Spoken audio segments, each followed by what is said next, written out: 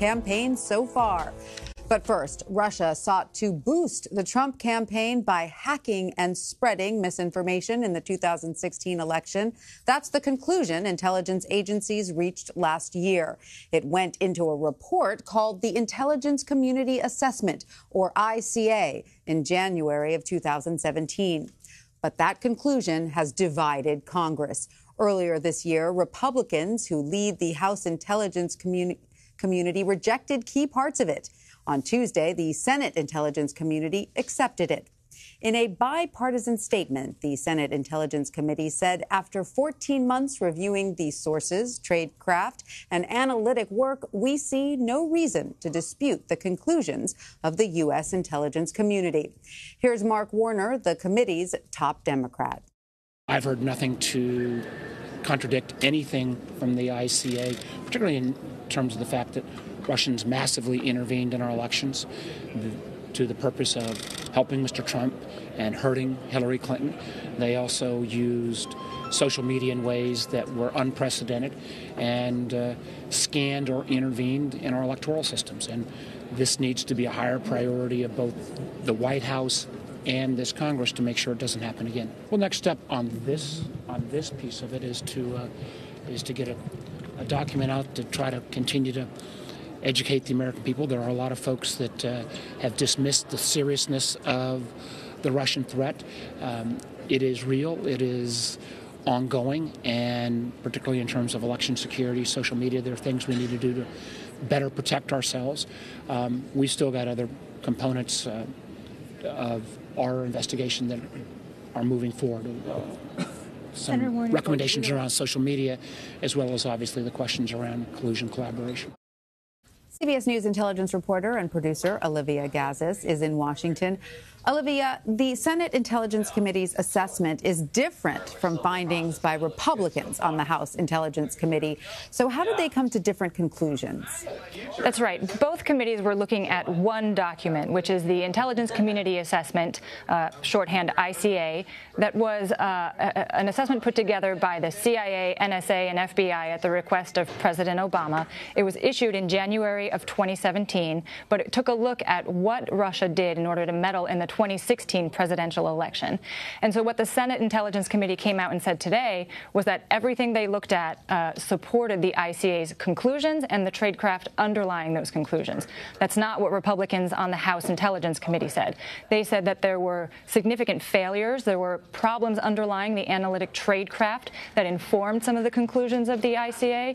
In particular, they said that the analysis of Vladimir Putin's strategic intentions, meaning how he intervened to help President Trump and hurt Hillary Clinton, were not clear. Mm-hmm. Democrats on the House committee disagreed with that assessment. They found no fault with the ICA, and that's what the Senate Intelligence Committee, both Republicans and Democrats on that committee, joined them in concluding today. All right, and the Senate committee's announcement came after a closed-door meeting with former intelligence heads.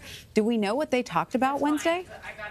Well, it did take place behind closed doors. The band got together, and it was former DNI Clapper, former CIA head John Brennan, and former NSA head Mike Rogers, who reconvened and testified before the committee today for roughly about 2 hours. We don't know all of what was discussed. We did ask some senators if they would tip their hand, but the ICA is a highly classified document. What the public has seen is a declassified general version of what senators with top security clearances can see.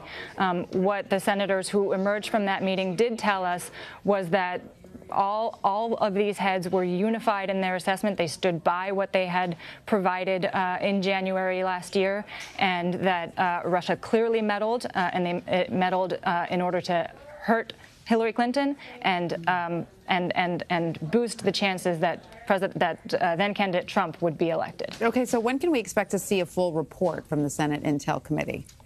This is the second of 4 forthcoming reports from this committee. There was a report on election security issued last month.